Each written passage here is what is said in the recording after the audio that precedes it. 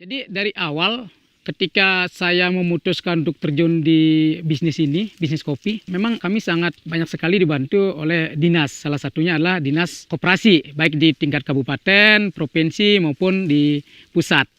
Karena dari sana saya banyak sekali mendapatkan pelatihan-pelatihan di Kementerian Koperasi.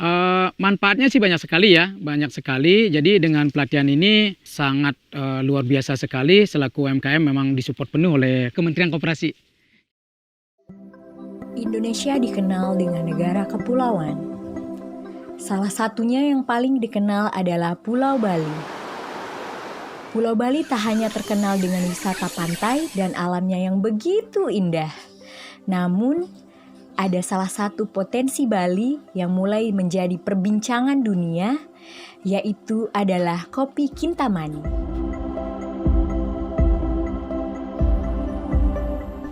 Semangat pagi, kali ini kita sudah berada di tengah perkebunan kopi di Desa Wanagiri dan sudah bertemu dengan petani sukses Bapak Sukarsana.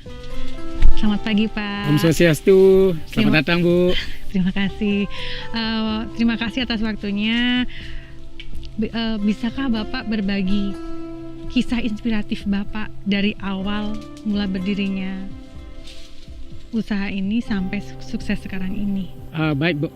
Jadi saya Komang ya. Orang biasanya memanggil saya Komang Kopi karena setiap hari pekerjaan saya itu selalu mengajarkan atau berbagi tentang ilmu perkopian, khususnya kopi Kintamani.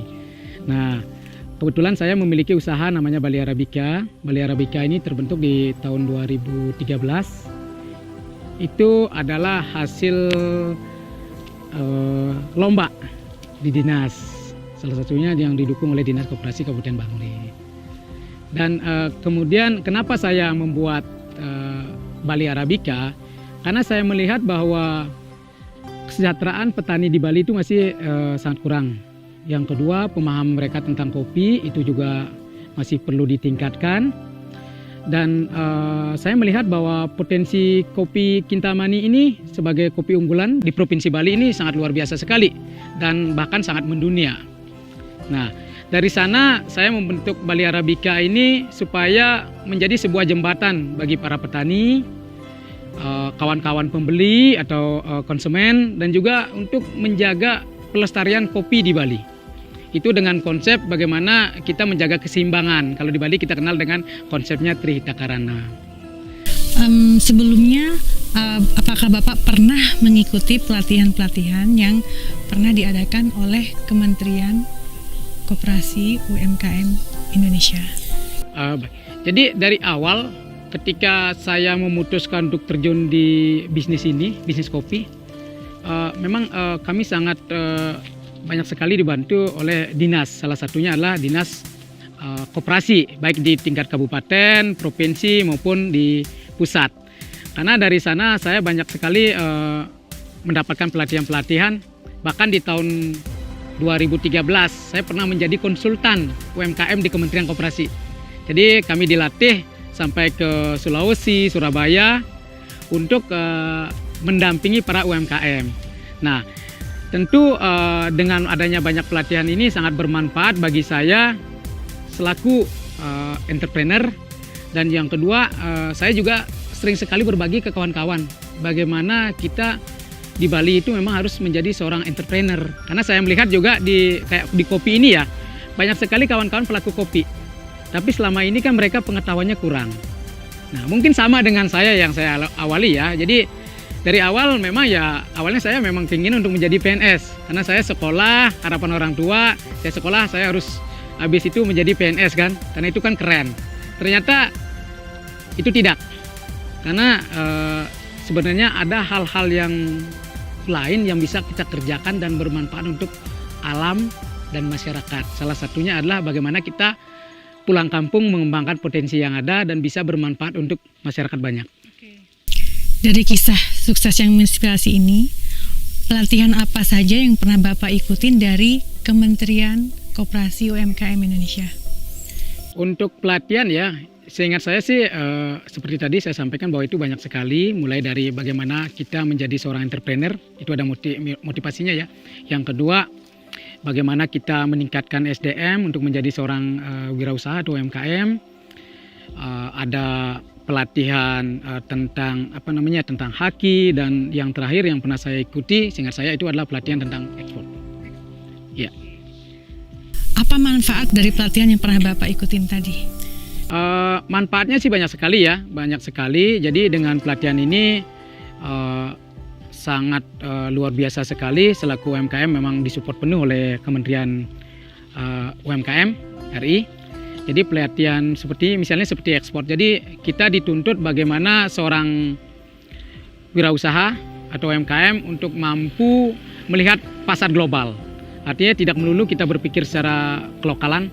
Nah, di sana kita diajarkan step by step bagaimana caranya bernegosiasi, menawarkan produk, pembayaran seperti apa, bagaimana cara mendapatkan buyer. Semuanya diajarkan lengkap di A sampai Z-nya. Dengan pelatihan ini tentu kita menjadi seorang entrepreneur, kita sudah memiliki secara basic. Jadi sebelum melakukan sesuatu kita sudah punya ilmunya. Berarti dari pelatihan-pelatihan tadi banyak manfaat yang Bapak rasakan, yang dari awalnya sukses jadi semakin sukses, yang dari awalnya omsetnya sekian bisa menjadi meningkat lebih pesat. Dari kopi Bali Arabica ini ada berapa jenis yang sudah Bapak produksi untuk lokal maupun mancanegara? Kalau secara garis besarnya kami memetakan beberapa kopi berdasarkan pendekatan desa, ada yang berdasarkan pendekatan farm atau kebun. Karena kita spesifik, kopi itu seperti KTP, jadi asal usulnya harus jelas dan ketelusuran itu lengkap. Jadi ditanam di mana, ketinggiannya berapa, prosesinya seperti apa, petaninya siapa, apakah ini diperlakukan secara organik, apakah kopi ini sudah bermanfaat untuk petani ataupun lingkungan. Jadi, nah dari sana untuk Arabica sendiri kita ada Arabica yang reguler yang ditanam biasa, dan yang kedua ada yang Arabica yang ditanam di tengah hutan, itu Arabica konservasi, dan untuk yang kami jual untuk ekspor itu ada yang dalam bentuk biji mentah green bean untuk roastery, ada juga yang kami jual dalam bentuk kopi roasted bean dan powder. Nah, contohnya awalnya kami menjual kopi itu ke Australia. Jadi memang pembeli itu banyak datang ke tempat atau kantor pemasaran kami karena kebetulan ada di tengah pusatnya kota wisata di desa Ubud, Bali. Nah, yang kedua kami sempat untuk pengiriman ke Swedia juga pernah sama. Jadi pembeli ini mereka dalam membelinya itu jumlahnya lumayan banyak, berarti sudah waktu itu lebih sekitar 1,2 ton. Ya. Nah, kalau yang itu mereka memang membeli tidak hanya kopi, tapi mereka mengumpulkan berbagai produk dari Indonesia dibeli ke Swedia. Dan kemarin juga kami sempat penjualan ke Jepang. Jadi itu kopinya dalam bentuk powder. Jadi mereka juga datang, ternyata mereka memiliki bisnis herbal. Jadi mereka pengirimannya satu pintu dia. Jadi ada herbal, ada kopi, dan ada produk lainnya. Bali Arabica sendiri sudah terkenal mengekspor produksinya sampai ke mancanegara. Bisa Bapak berbagi sedikit cerita awal proses produksi tadi hingga bisa ekspor sampai sekarang? Baik, kalau berbicara dari segi produksinya ya, jadi yang pertama kita lakukan adalah kita melakukan sortasi atau pemetikan buah yang merah segar di pohon. Nah, setelah kita melakukan proses sortasi di pohon, kita hanya memilih yang merah segar ya. Nah, baru kita nanti bawa ke tempat pengolahan. Di tempat pengolahan kita melakukan sortasi lagi. Karena ketika kita panen, kadangkala kan tangan ini mengambil yang kuning atau yang hijau. Karena ini bisa mempengaruhi cita rasa. Jadi kita sortir lagi.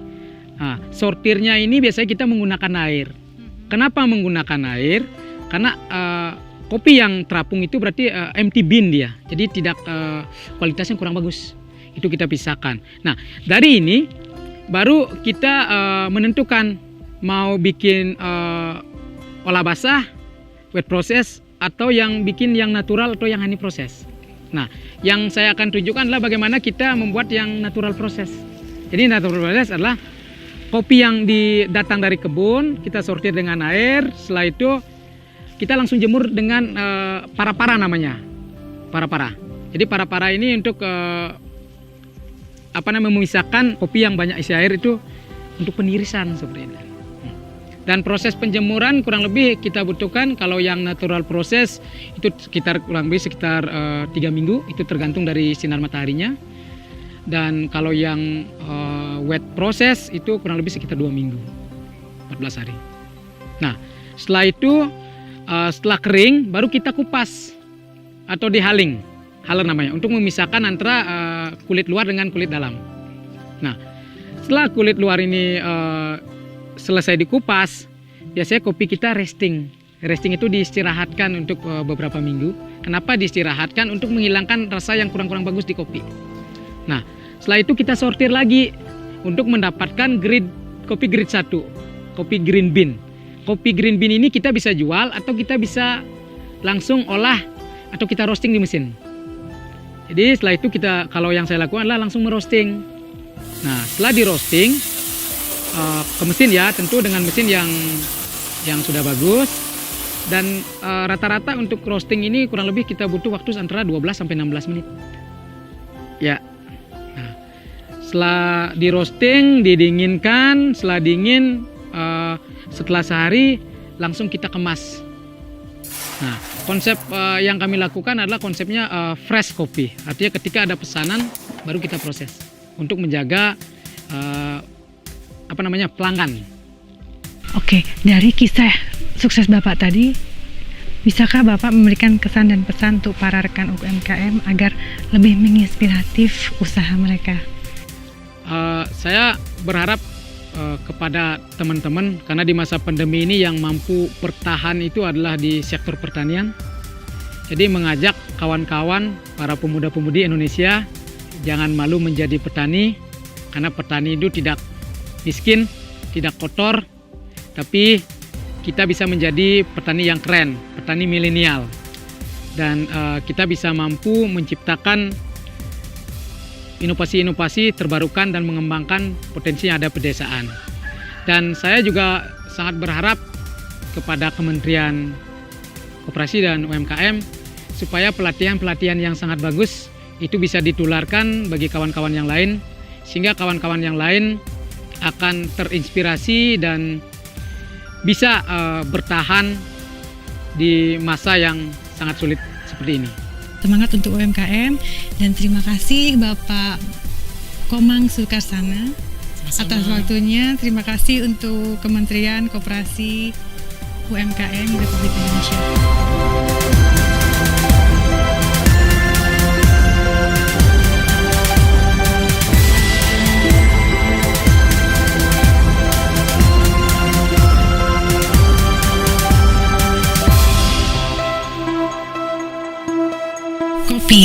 Kopi bisa manis dan juga bisa pahit, tergantung bagaimana dia diperlakukan.